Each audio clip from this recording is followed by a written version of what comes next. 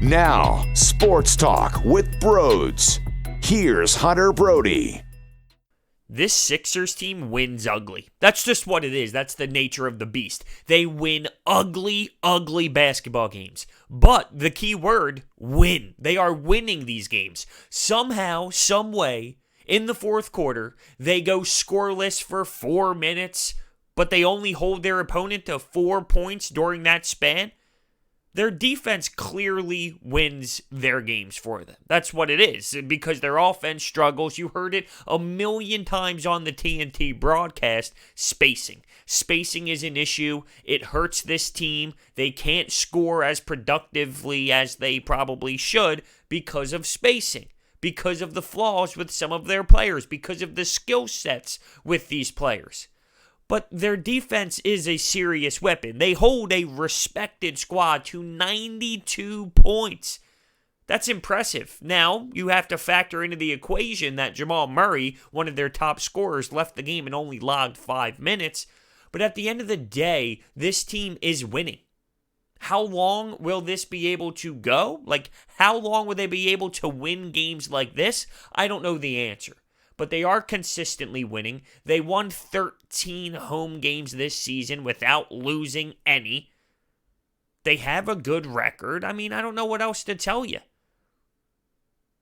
It's wild, though. It definitely is, because it's not pretty basketball. You watch the Milwaukee Bucks, they dominate. They run up and down the floor with great speed and knocking down three-pointers left and right. The Los Angeles Lakers with Anthony Davis and LeBron James right now, they're on another level. The Sixers don't look that way.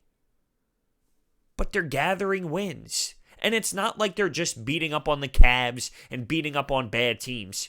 They are beating respected squads in this league. The Denver Nuggets is a respected squad. The Toronto Raptors, the game before this one, a respected squad. So they are beating the good teams as well. It's just not pretty. But at the end of the day, this team is winning basketball games. So before we dive more into this, I need to let you know about the promo code BROADS that you can use at SeatGeek's checkout page. You get $20 off of your total purchase when buying tickets. So you get to go to a sporting event, a concert, anything that you can buy tickets for on SeatGeek, and you get to save $20. It's a no-brainer. Use the promo code BROADS today. 14 points scored in the fourth quarter, and after the game, Joel Embiid is speaking to the media about how hard it is to be the closer. I'm going to be honest with you. I think I like Tobias Harris in the closer role more than Joel Embiid, because it's just not working, right? I know he's your best player. He's your most dominant player, especially physically, but I just don't know if that's the right guy. It doesn't mean he can't ever close, but I think Tobias Harris can do more. He has more versatility.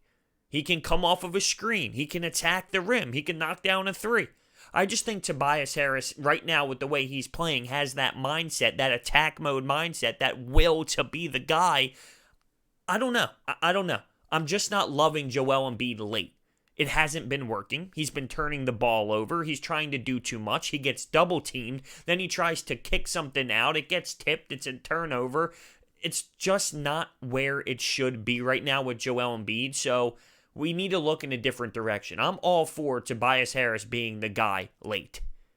I thought Tobias had another strong performance. You're seeing his willingness to be a guy who will attack. You're watching him grow into a different type of player here in Philadelphia. We haven't seen him play like this in Philly yet. He's growing into his own, and it's something that I can really grab onto because it's fascinating to watch. The player of the game for me is Mattise Thybulle. I can't get enough of it.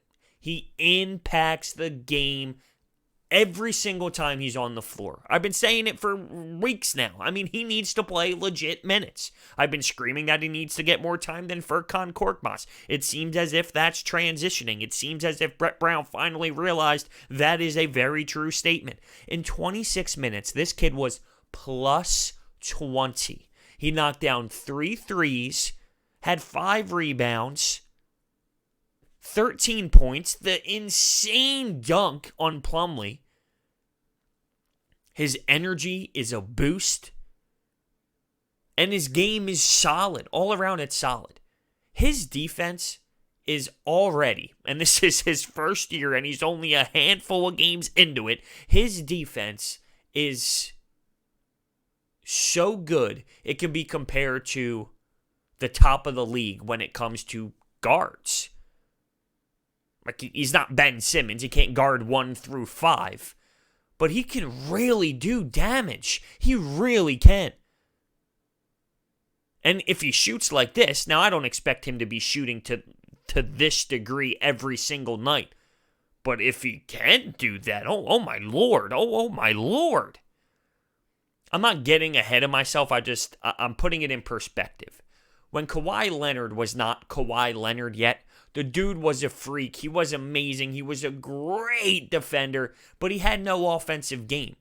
What you're seeing in Mattise Thybulle right now is what Kawhi Leonard had defensively when he came into the league, but he's actually knocking down shots. He's drilling threes. And I talked about how Tobias Harris is getting into his own. Well, Mattise Thybulle is finding his game as well. Now, let me be clear. I'm not telling you that Mattise Thybulle is Kawhi Leonard, okay? Because that is a monstrous difference, and not everyone has that killer mindset. But I'm just saying, when Kawhi Leonard came into the league, he had the same type of defense as Mattise Thybulle, right? I mean, it was an impact style of defense instantly.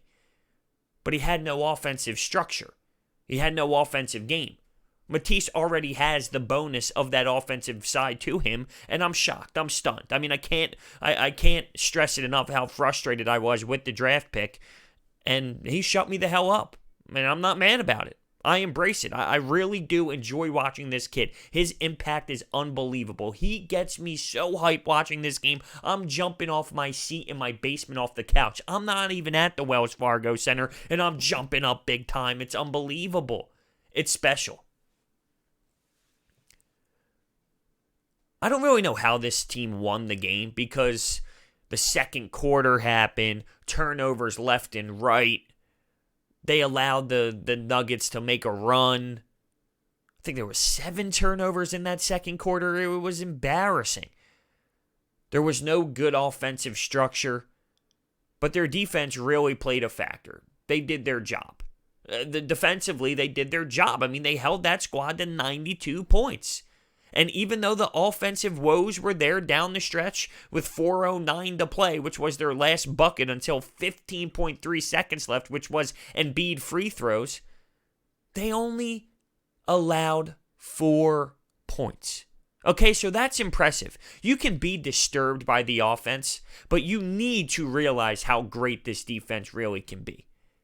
Now, Josh Richardson finally played, and wow, did he struggle. And it makes sense. He has this hamstring problem. He hasn't played in a really long time. But it just sucks because before he got injured and before he missed all those games, the dude was really firing. He was hot. I mean, he was making everything. He was confident. He was drilling every shot. It was fantastic. He is no longer that. And now it seems like we're going to have to wait a handful of games until he can find his rhythm again because he lost so much time of running up and down the floor with the guys.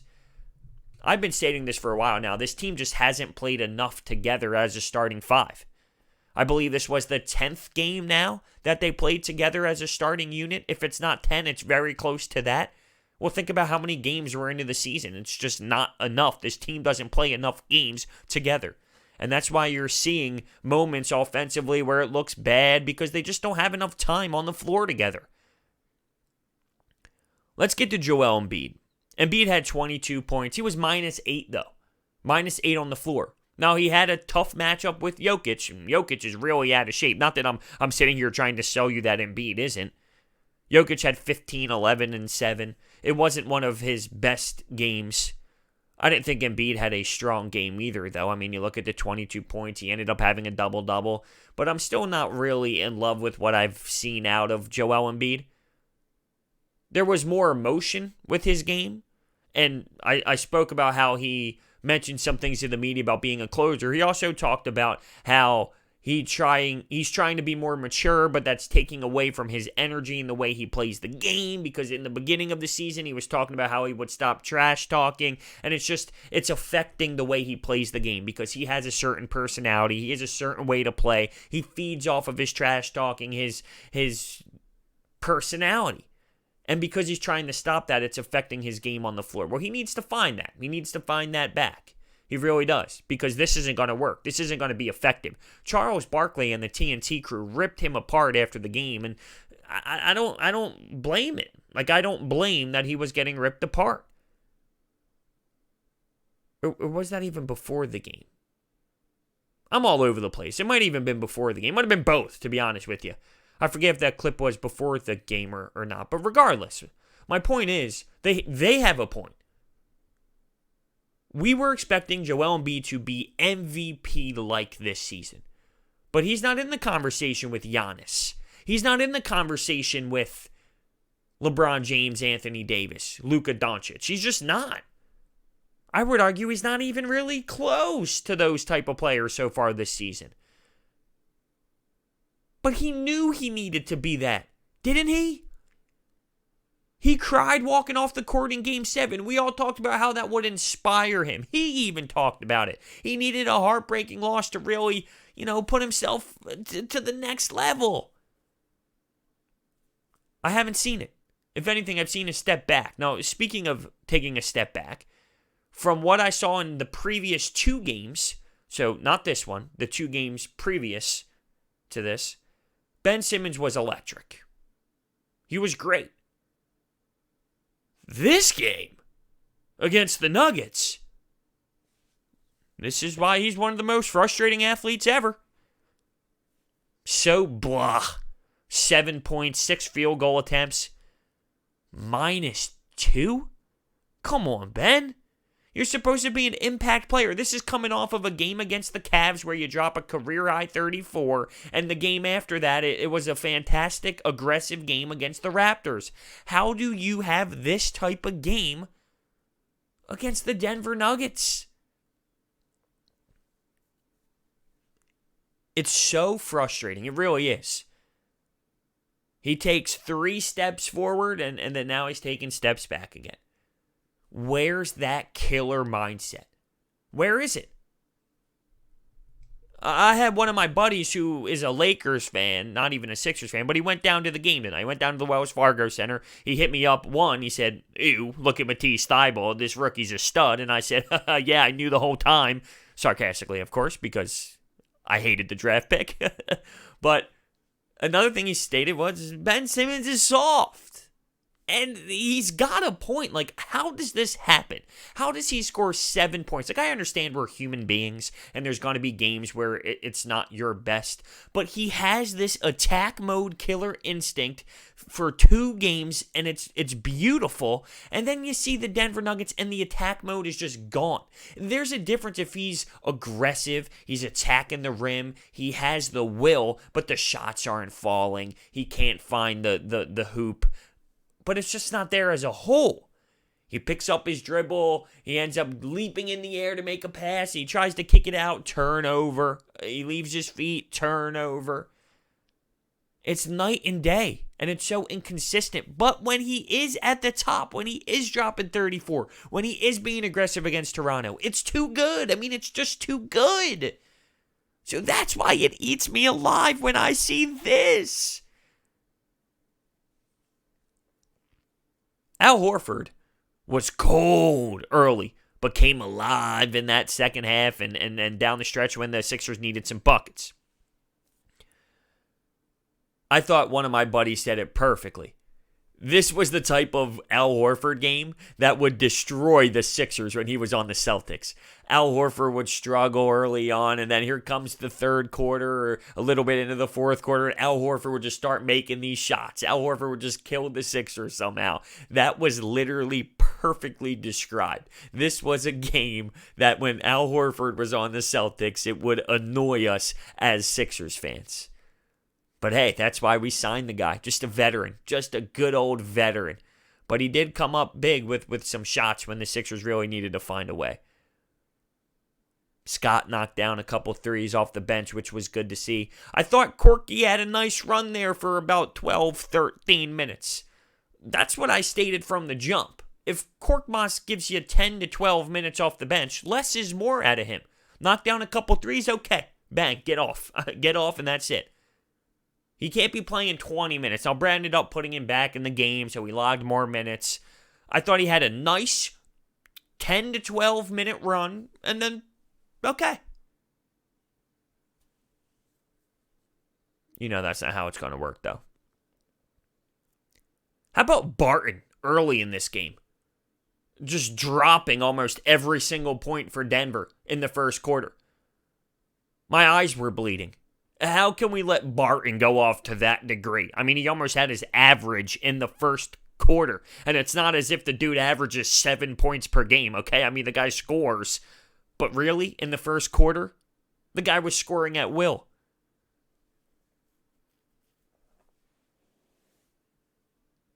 Once again, I don't know how they won this game. I mean, I do. They won because of defense, and I'll be honest, Mattise Thybulle, like, I do know why they won, and I do know how they won. But still, I sat there at the end when I saw them all celebrate. I heard the Sixers song. I saw the score at the bottom, 97-92. Huh? They won? You know what I'm saying? Because I saw 4 minutes of not scoring in the fourth quarter. And once again, it's a common theme, and that's why I want to switch the closer role. I want to see Tobias Harris have the ball late down the stretch just because of his style of play. I don't think it's going to work with Joel Embiid with his back to the basket because teams now have tape, and they understand that Joel Embiid can't handle a double team smoothly. He just can't. And I think when it's crunch time, his mind starts moving so fast for him that it gets even worse. Like if it's the second quarter, third quarter, he sees a double team, he can kick it out. And it's not as if Ben was helping him in this game either, because he definitely wasn't. But I think that there's value in someone like Tobias Harris making the decisions late. And with the way that he's playing too, I think it makes sense. It's not like I'm asking for Mattise Thybulle to be the closer, or Mike Scott, or James Ennis, or Al Horford. No, I'm asking Tobias Harris, the guy who has been in attack mode, the guy who has somewhat taken a stride. It is impressive, though, that the Sixers haven't lost at home yet. There's something to be said about that. 13-0 at home? No, I looked at the top teams throughout the NBA, and I look at their home records because I was curious, where do the Sixers fall in terms of that great home record? And all of the good teams have an obnoxiously fantastic home record. That's what makes them such good teams, right? So it's not crazy in terms of where it stands in the NBA, but just for the Sixers as a whole, like the 76ers, to think, wow, just as a franchise, wow. Because I remember those process days. It has completely changed. We're at the point now where we're not satisfied with specific wins because there's so much expectations. And I hate to say it, but I do agree with the TNT crew when it comes to, there's a huge drop-off when it comes to the Milwaukee Bucks, the Lakers, and the 76ers. Charles stated that early on, before the season started, he projected the Sixers to win the title. He said there's no chance now. And the more I watch some of these other teams, I'm not going to go to the degree of there's no chance in the world because there's so much time to really grow as a unit and you never know what can happen in terms of anything.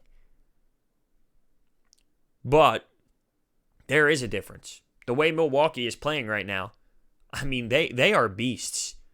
They play differently. And we'll see them. We'll see how the Sixers match up against them eventually. And even on Christmas, they come to town, which is going to be unreal and such an awesome experience. When I talk about home court advantage, that's definitely going to play a factor in that one. I really love watching Matisse grow as a whole, though. Like, I really do. Every single game, I'm so intrigued with watching him play. There's times where I realize I am watching just him on the floor. Where is he at? What's his role here? On this play, what's he doing? I've come a long way. I've actually went back and watched my rant video. I gave Elton Brand a D+. And listen, I'm not going to lie and say that, oh, I didn't hate the draft pick. No, I mean, I hated it. I gave Elton Brand the D+. I'm not going to delete the video. Like, who cares? I didn't like the draft pick at the time, and that's what it is. That was my opinion on it. I don't think that there's any way in hell that you can say, well, I watched him play in Washington, so I knew he was going to be this good. No, I mean, there's just no correlation with what he did at Washington to what he's doing right now. Can he keep it up to this degree? I don't know. Only time will tell, because this is something special. I mean, this is unbelievable with the clip he's shooting from three and all of that. It's really phenomenal. It's just that simple. It's really phenomenal. He is an Energizer bunny, not just for the crowd, but for the team as well. These guys look at this kid as if this is our young brother. And it's not just, this is my young brother that I want to help grow. This is my young brother that I want to help grow, and he's succeeding to the point where he's helping this team win games. He was plus 20 in 26 minutes. Stop. Come on, that's effective. That's super effective. Boston next. Boston is next. And there's this discussion out there with Jaylen Brown chirping Ben Simmons about his shooting. I wonder how Ben Simmons is going to react to that. Well, he didn't have a good game in this one against Denver, so maybe that'll spark him. He normally answers the bell. When he gets called out, he normally finds a way to really make it happen. Now, the game is in Boston. I have noticed that he takes these three-pointers and he takes these jump shots in the home building. Now, he does that for a reason, I think, because he can't get criticized. You know, imagine him taking a three and missing badly in the Boston Garden. Is he the type of player that can just shake that off? No, I don't think he is that type of player. So, I don't have the most confidence in the world that he's going to go out there and have the type of game he had against the Cavs against the Boston Celtics. Also, they know how to defend him. They put the big guy on him, they sag off, and they crush it every single time. But I'm looking at Ben Simmons, and I'm expecting a better game. I hope so, at least. I mean, they literally just ripped him apart. They just chirped him big time about his shot and not being able to shoot. Come on. Answer the bell. Let me know what your thoughts are down below. Thank you so much for watching. Hit that thumbs up button, subscribe. I will see you next time.